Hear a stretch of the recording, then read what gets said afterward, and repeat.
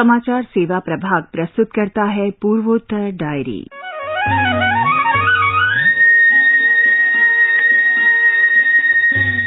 नमस्कार, शुभ संध्या।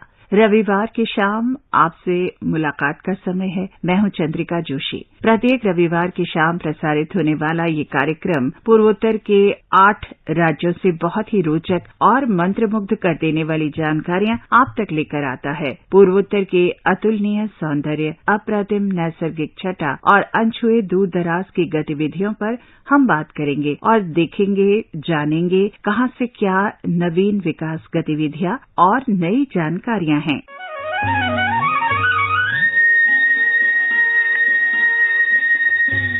तो आइए सफर शुरू करते हैं। सबसे पहले चलते हैं अरुणाचल प्रदेश।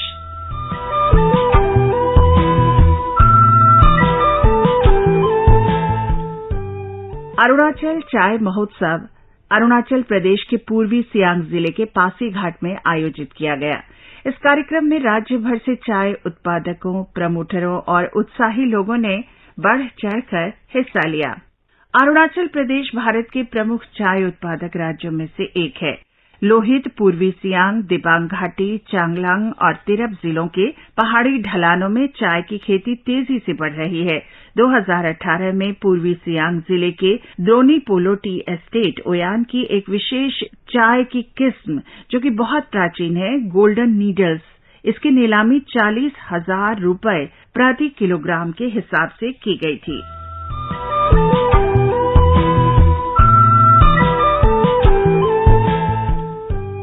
अंतर्राष्ट्रीय बाजार में अरुणाचल प्रदेश में उत्पादन की जाने वाली चाय की मांग लगातार बढ़ रही है, लेकिन राज्य में चाय उत्पादक, जो कि ज्यादातर छोटे और लघु पैमाने पर उत्पादन करते हैं, ये सभी लोग अपने उत्पादन को बाजार में बेचने के लिए एक अच्छा सा मंच चाहते हैं।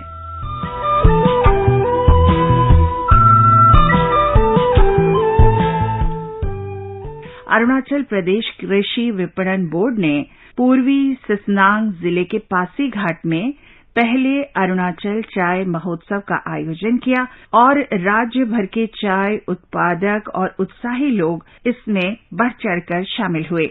अरुणाचल प्रदेश मार्केटिंग बोर्ड के एमडी और सीईओ ओकित पालिंग ने कहा कि इसका उद्देश्य न केवल राज्य की चाय की खेती की विरासत का जश्न मनाना है, बल्कि चाय की खेती करने वालों को ऐसा एक मंच प्रदान करना है जहां उन्हें सुविधाएं मिलें, जहां एक दूसरे के साथ वो विचारों का आदान प्रदान कर सकें और उसे और बेहतर बनाने के तरीके सीख सकें। It is worth mentioning that in 2018, the Golden Needles tea, a specialty orthodox tea variety from the Doni Polo tea estate in Oyan in East Siang district, was auctioned for rupees 40,000 per kilogram. This is Rakesh Dole, Air News, Itanagar.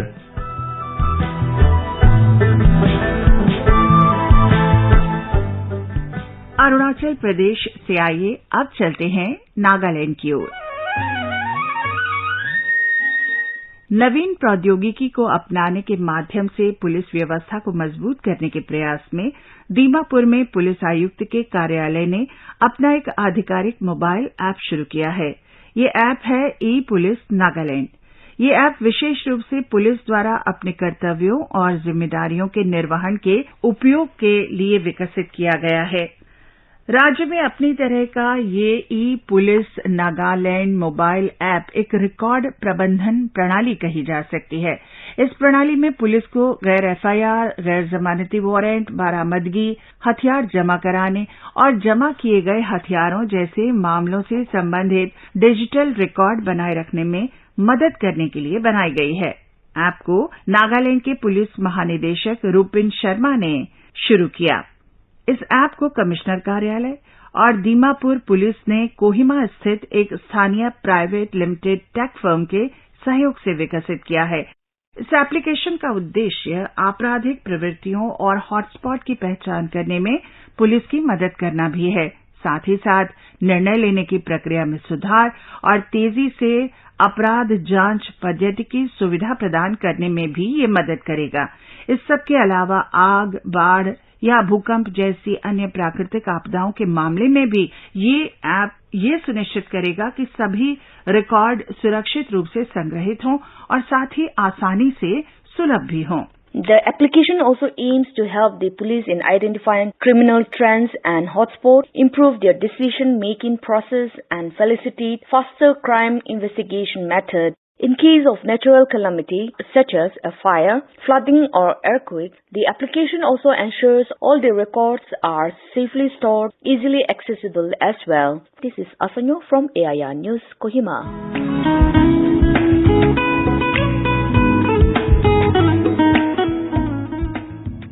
Nagaland के बाद हम रुख करेंगे मिजोरम का।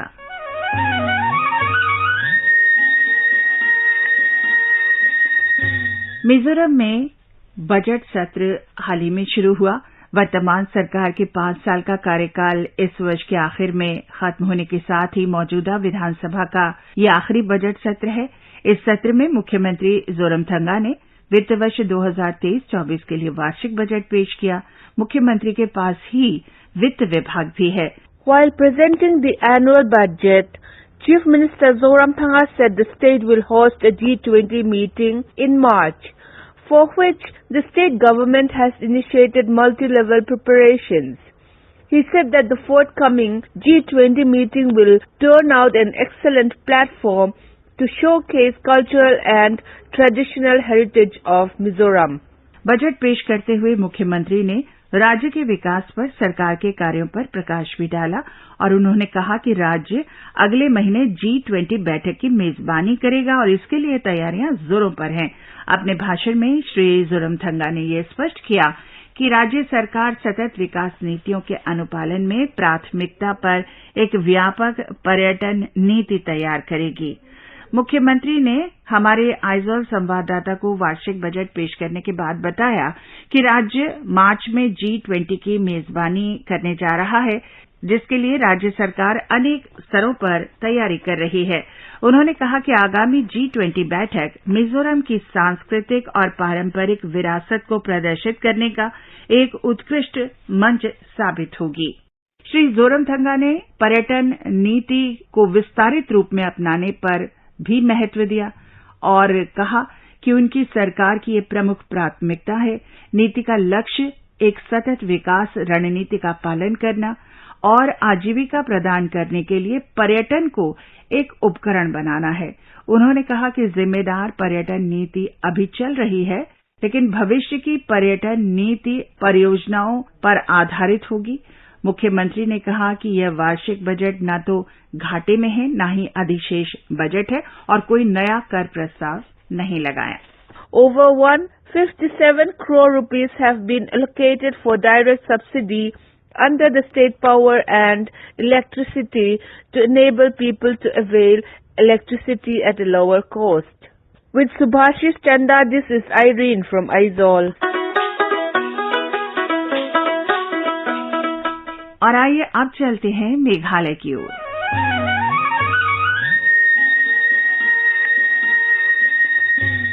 मेघालय को प्रकृति ने अतुलनीय सौंदर्य प्रदान किया है।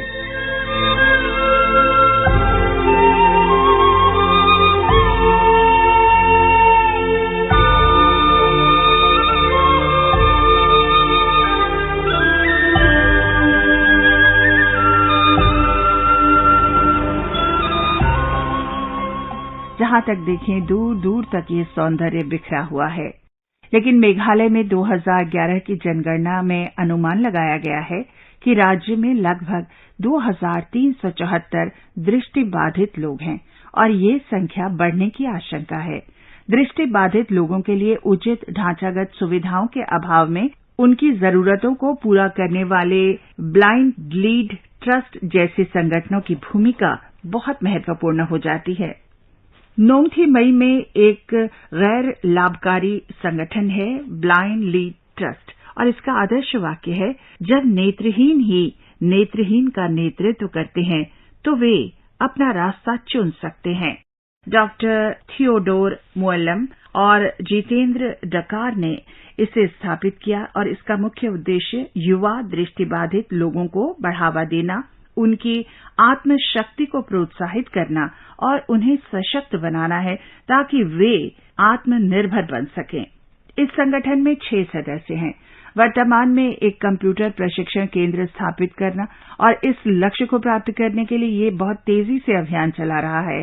हालांकि गैर लाभकारी संगठन होने के नाते बिना किसी सहायता के काम करना आसान नहीं है।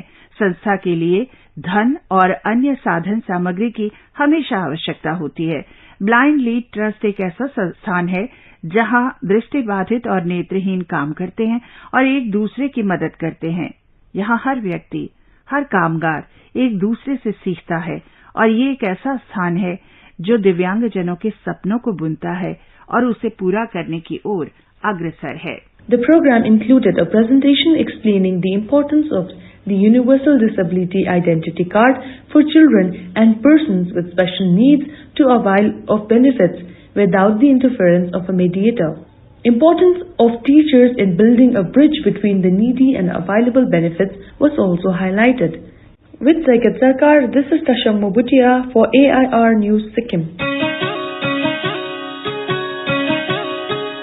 और अब बात करें त्रिपुरा की।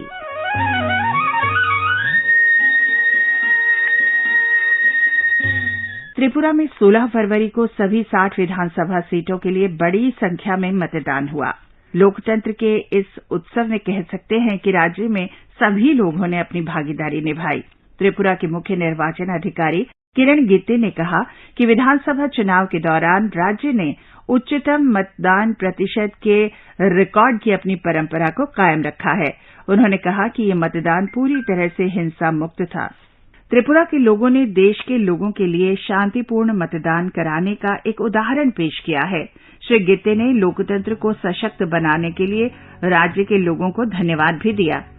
कड़ी सुरक्षा के बीच ईवीएम को स्ट्रांग रूम में रखा गया है। 2 मार्च को वोटों की गिनती होगी।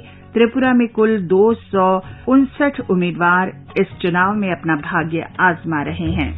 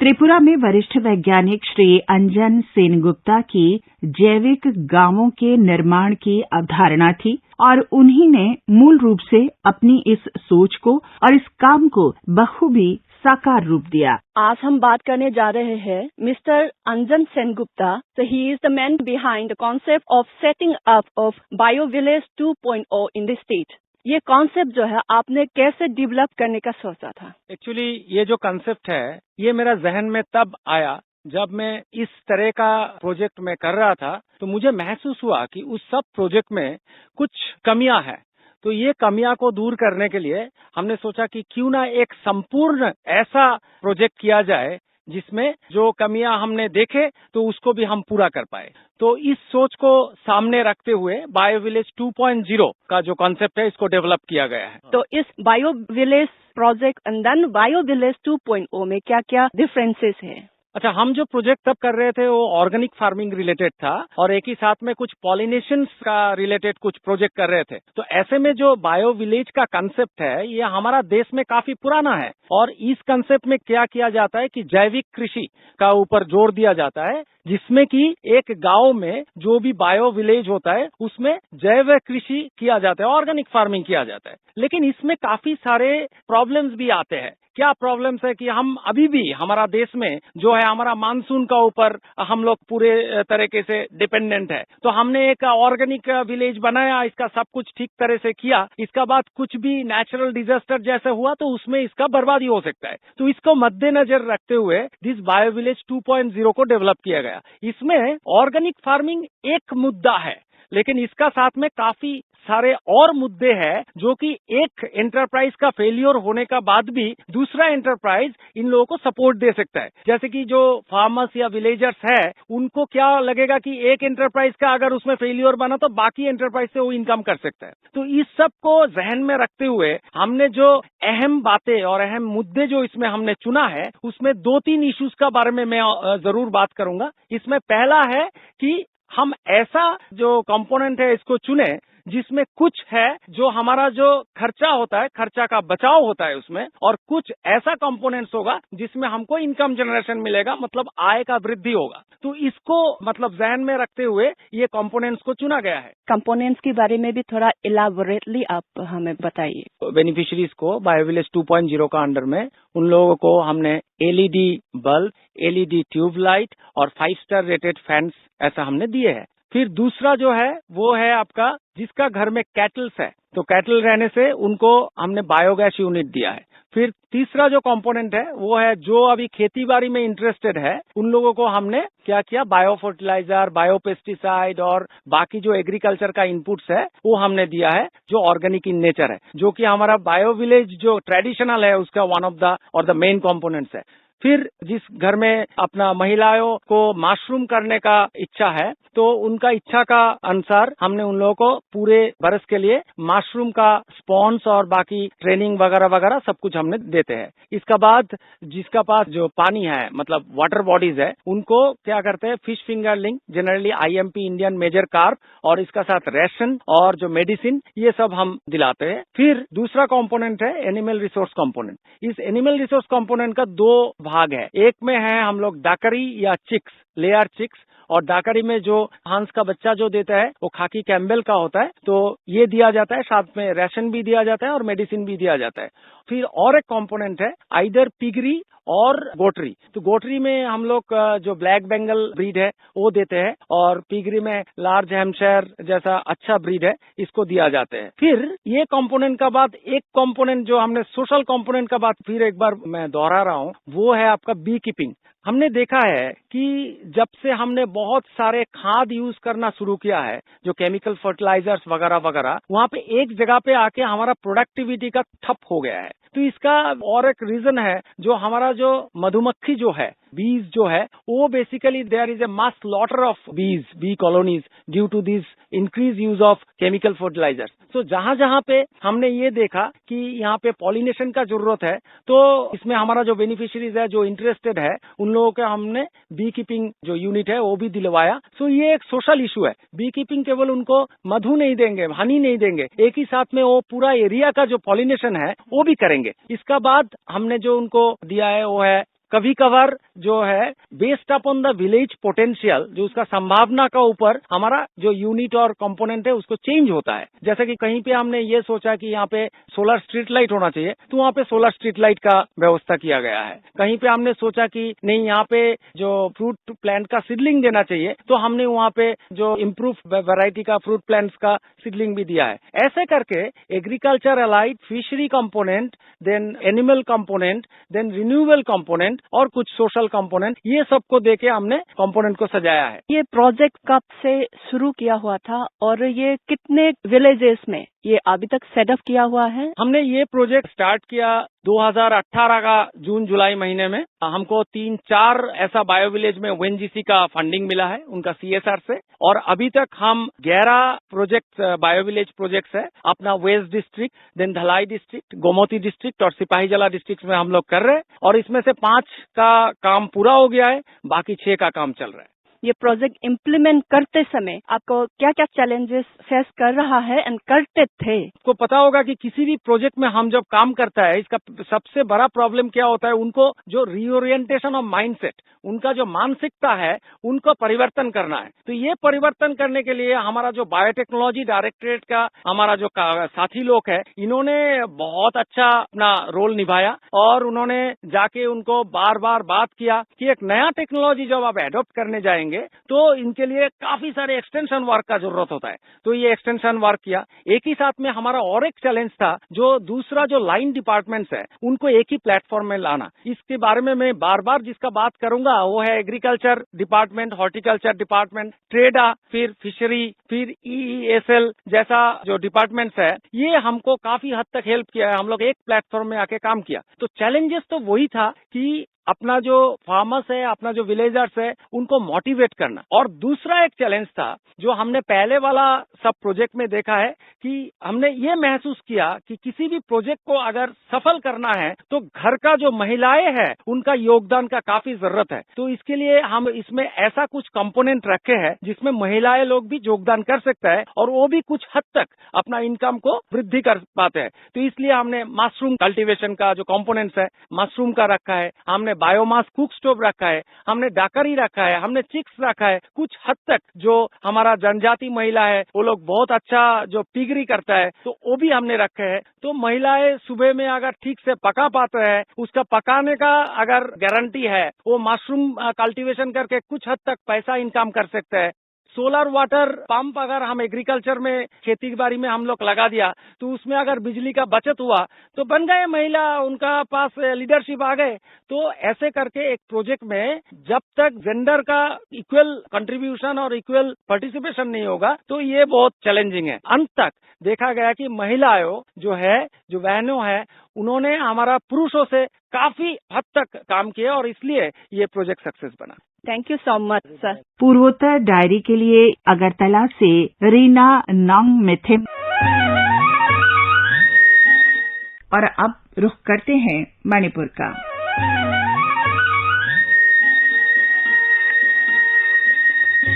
आज हम आपको मणिपुर की प्रसिद्ध इमा मार्केट के बारे में बताएंगे।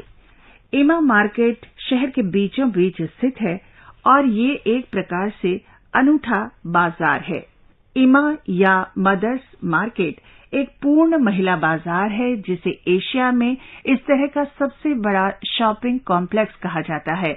इमा मार्केट में कहा जाता है कि 3000 इमाओं या स्टॉल चलाने वाली महिलाओं का ये एक तरह से बड़ा अनूठा बाजार है। सड़क के दोनों ओर ये 2 खंडों में विभाजित है और आप जहां भी देखें हर दुकान पर आपको महिला दुकानदार ही दिखाई देगी।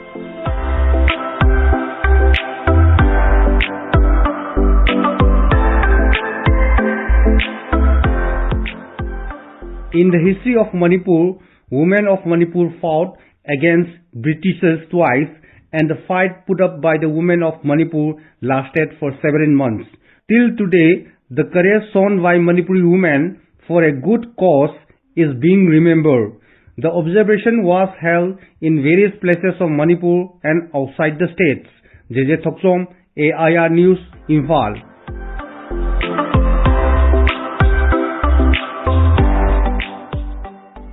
अब चलते हैं सिक्किम की ओर।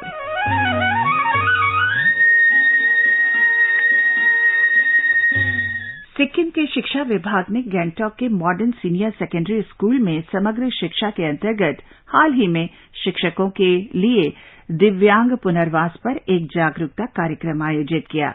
कार्यक्रम का आयोजन सिकंदराबाद के राष्ट्रीय बौद्धिक अक्षमता व्यक्तियों के सशक्तिकरण संस्थान या NIEPID के सहयोग से किया गया, जो बौद्धिक अक्षमता वाले व्यक्तियों को विशिष्ट सेवाएं प्रदान करता है। दिव्यांगता पर पुनर्वास के लिए जागरूकता कार्यक्रम का मुख्य उद्देश्य स्कूल के माहौल में अलग अलग सक्षम छात्रों के लिए शिक्षण रणनीतियों पर उन्हें जागरूक करना है। सिक्किम शिक्षा विभाग के संयुक्त निदेशक थुपडेन भूटिया ने विभिन्न पहलुओं और अलग अलग प्रकार के छात्रों के लिए उनकी जरूरतों पर प्रकाश डाला और बताया कि सिक्किम में लगभग 13,000 दिव्यांग छात्र हैं और समाज कल्याण विभाग द्वारा प्रस्तावित योजनाओं के साथ-साथ समग्र शिक्षा के तहत उन्हें रेखांकित किया गया है। क्लिनिकल साइकोलॉजी के असिस्टेंट प्रोफेसर मनोज कुमार ने छात्रों में दिव्यांगता के बारे में जागरूकता पर बल दिया, क्योंकि छात्रों के बीच मानसिक स्वास्थ्य के मुद्दे राज्य में तेजी से बढ़ रहे हैं। उन्होंने दिव्यांग छात्रों के लिए उपलब्ध विभिन्न सुविधाओं के बारे में भी बताया, जिसमें यात्रा रियायत, बीमा और ऋण सुविधा शामिल है। कार्यक्रम में बच्चों ने बड़ी संख्या में भाग लिया। जरूरतमंदों और उपलब्ध लाभों के बीच एक पुल बनाने में शिक्षकों के महत्व पर भी इस कार्यक्रम में प्रकाश डाला गया। Assistant Professor of Clinical Psychology Manoj Kumar SP stressed on greater awareness among students regarding the differently abled, as mental health issues among students have been rising at an alarming rate. He also spoke about various facilities available for differently abled students, which include travel concession, insurance and loans. The program included a presentation explaining the importance of the Universal Disability Identity Card for children and persons with special needs to avail of benefits without the interference of a mediator. Importance of teachers in building a bridge between the needy and available benefits was also highlighted. With Saikat Sarkar, this is Tashang Mobutia for AIR News Sikkim.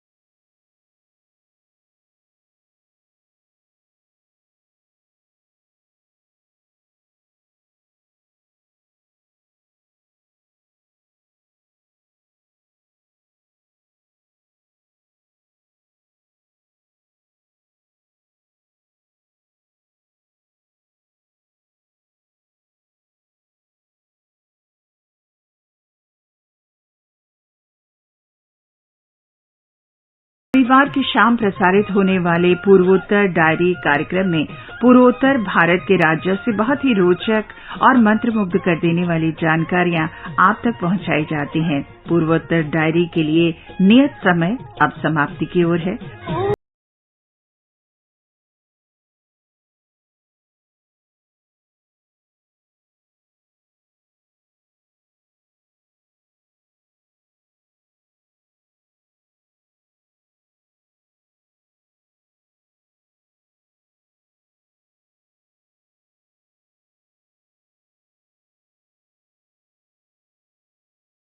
अब अनुमति दीजिए।